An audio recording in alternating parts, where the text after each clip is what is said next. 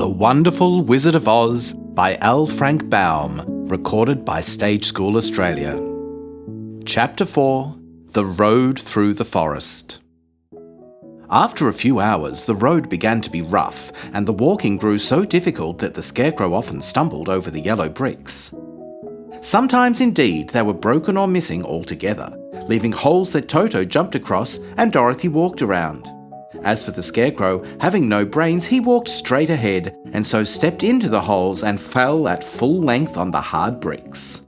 It never hurt him, however, and Dorothy would pick him up and set him upon his feet again, while he joined her in laughing merrily at his own mishap.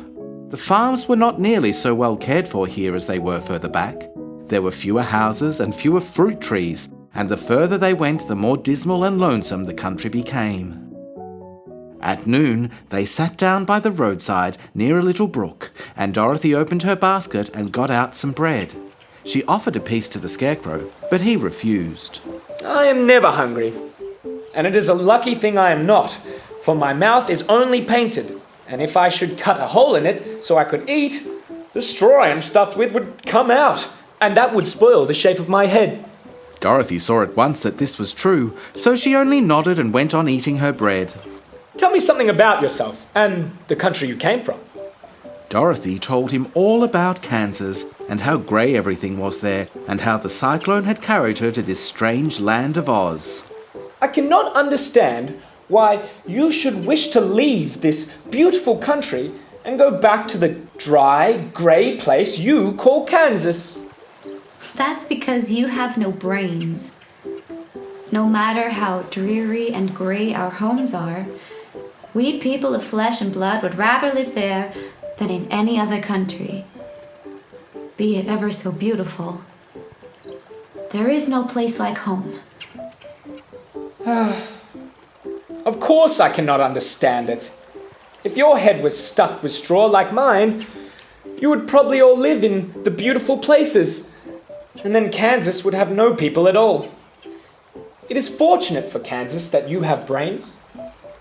Won't you tell me a story while we are resting? My life has been so short that I really know nothing whatever.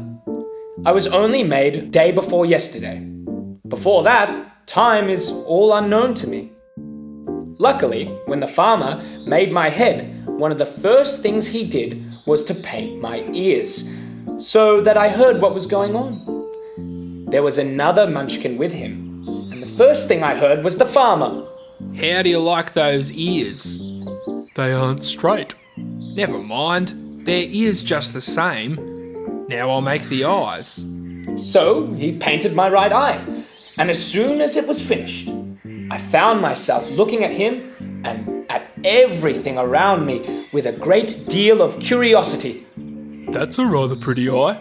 Blue paint is just the colour for eyes. I think I'll make the other a little bigger. And when the second eye was done, I could see much better than before. Then he made my nose and my mouth, but I did not speak, because I didn't know what a mouth was for. I had the fun of watching them make my body and my arms and my legs, and when they fastened on my head at last, I felt very proud, for I thought I was just as good a man as anyone. This fellow will scare the crows fast enough. He looks just like a man. Why, he is a man. The farmer carried me under his arm to the cornfield and set me up on a tall stick where you found me. Then they left me alone. I didn't like to be deserted this way, so I tried to walk after them, but my feet wouldn't touch the ground, and I was forced to stay on that pole. It was a lonely life to lead, for I had nothing to think of, having been made such a little while before. Many crows and other birds flew into the cornfield, but as soon as they saw me, they flew away again, thinking I was a Munchkin.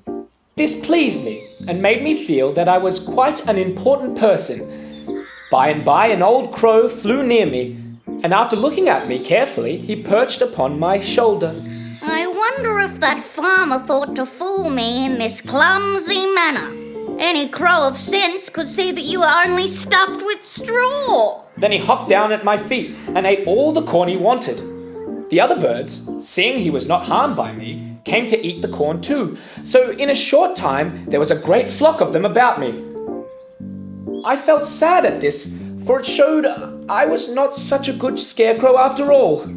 But the old crow comforted me. If you had brains in your head, you would be as good a man as any of them, and a better man than some.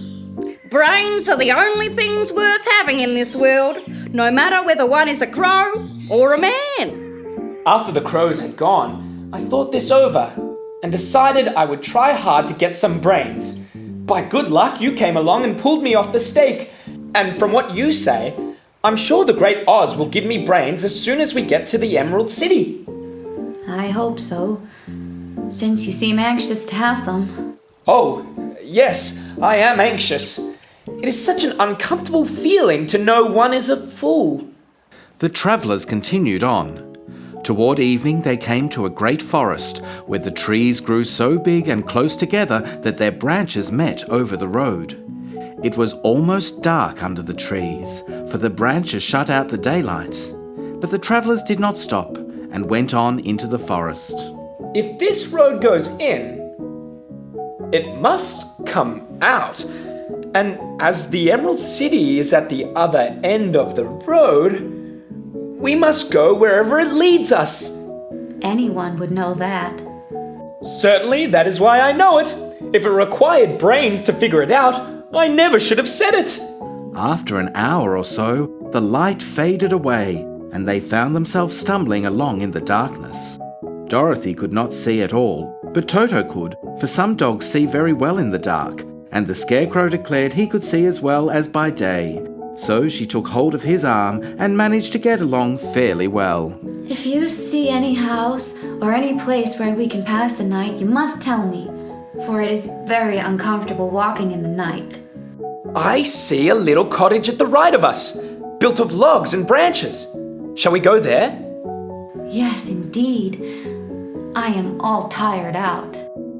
So the Scarecrow led her through the trees until they reached the cottage, and Dorothy entered and found a bed in one corner. She lay down at once, and with Toto beside her soon fell into a deep sleep.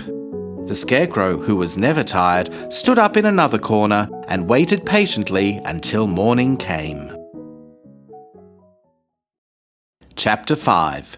The Rescue of the Tin Woodman. When Dorothy awoke, the sun was shining through the trees, and Toto had long been out chasing birds and squirrels. She sat up and looked around her. The Scarecrow was waiting patiently. We must go and search for water. Why do you want water?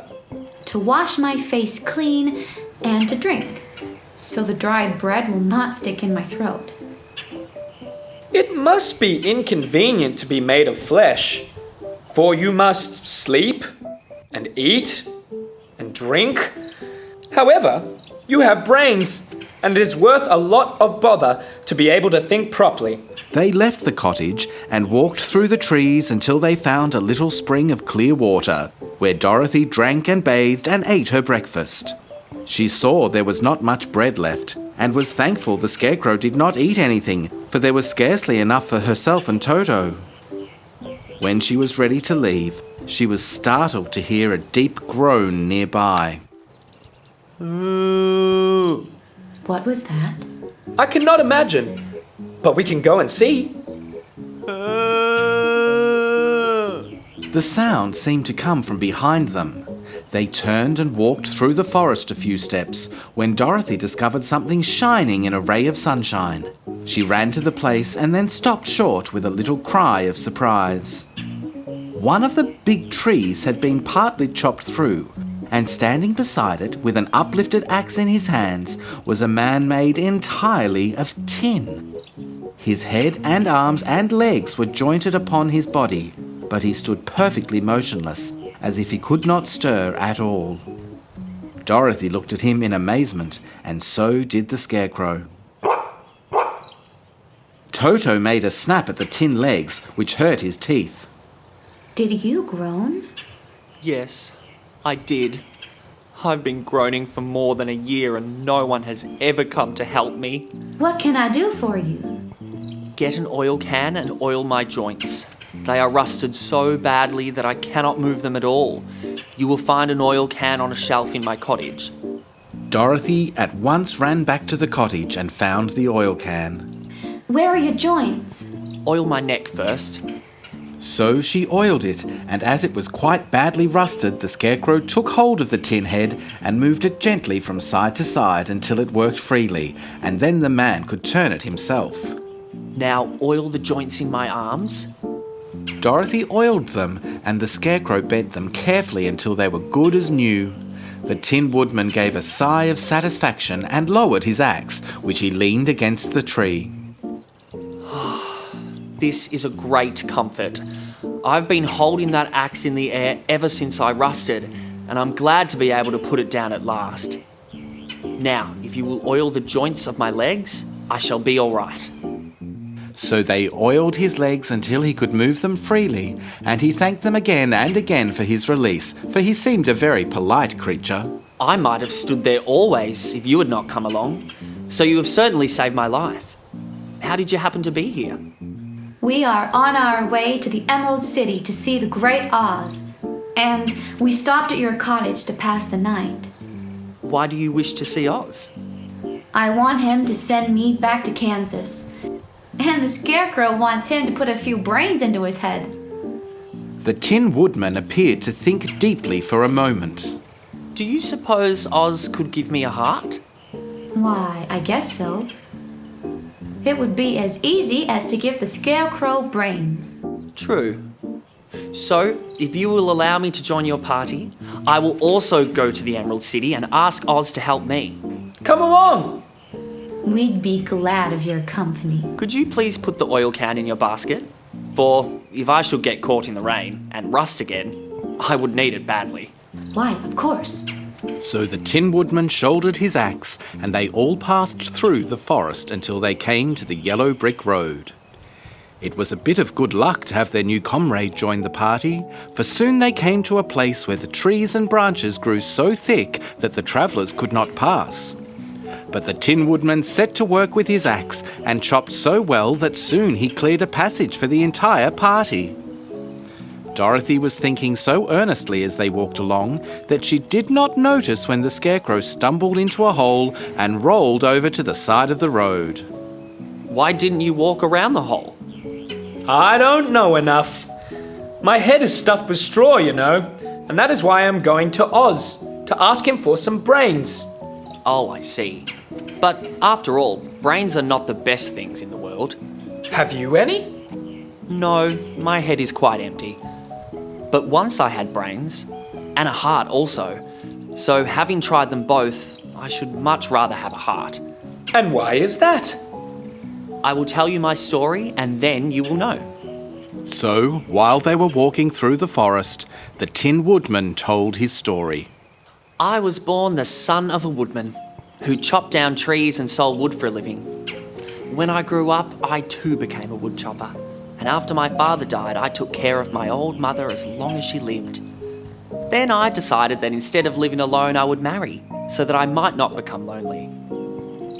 There was a Munchkin girl who was so beautiful that I soon grew to love her with all my heart.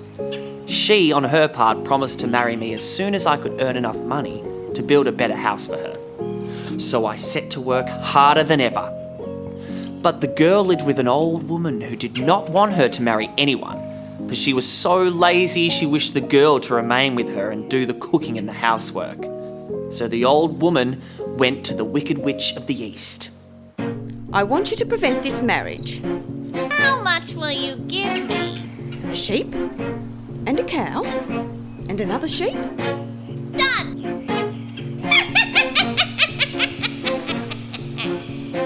Thereupon the Wicked Witch enchanted my axe, and when I was chopping away one day, anxious to get the new house and my wife as soon as possible, the axe slipped all at once and cut off my left leg.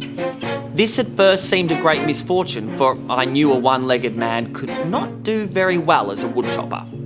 So I went to a tinsmith and had him make me a new leg out of tin. The leg worked very well once I was used to it.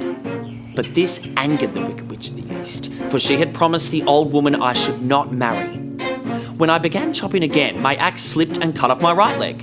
Again, I went to the tinsmith, and again he made me a leg out of tin. After this, the enchanted axe cut off my arms, one after the other.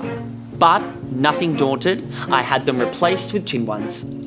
The Wicked Witch then made the axe slip and cut off my head, and at first I thought that was the end of me. But the tinsmith happened to come along and he made me a new head out of tin. I thought I had beaten the Wicked Witch then, but I little knew how cruel my enemy could be. She thought of a new way to kill my love and made my axe slip again, so that it cut right through my body, splitting me in two halves. Once more the tinsmith came to my help and made me a body of tin, fastening my tin arms and legs and head to it by means of joints, so that I could move around as well as ever. But, alas, I had now no heart, so that I lost all my love for the Munchkin girl and did not care whether I married her or not. I suppose she is still living with the old woman, waiting for me to come after her. My body shone so brightly in the sun that I felt very proud of it, and it did not matter now if my axe slipped, for it could not cut me. There was only one danger, that my joints would rust. But I kept an oil can in my cottage and took care to oil myself whenever I needed it. However, one day I forgot to do this, and being caught in a rainstorm, my joints rusted and I was left to stand in the woods until you came to help me. It was a terrible thing to undergo, but during the year I stood there, I had time to think that the greatest loss I had known was the loss of my heart. While I was in love, I was the happiest man on earth, but no one can love who has not a heart. And so I am resolved to ask Oz to give me one. If he does, I will go back to the Munchkin maiden and marry her. Both Dorothy and the Scarecrow had been greatly interested in the story of the Tin Woodman, and now they knew why he was so anxious to get a new heart. All the same, I shall ask for brains instead of a heart, for a fool would not know what to do with a heart if he had one. I shall take the heart, for brains do not make one happy, and happiness is the best thing in the world. Dorothy did not say anything, for she was puzzled to know which of her two friends was right, and she decided if she could only get back to Kansas and Aunt Em, it did not matter so much whether the Woodman had no brains and the Scarecrow no heart, or each got what he wanted. What worried her most was that the bread was nearly gone, and another meal for herself and Toto would empty the basket. To be sure, neither the Woodman nor the Scarecrow ever ate anything. But she was not made of tin nor straw, and could not live unless she was fed. The Wonderful Wizard of Oz by L. Frank Baum, to be continued.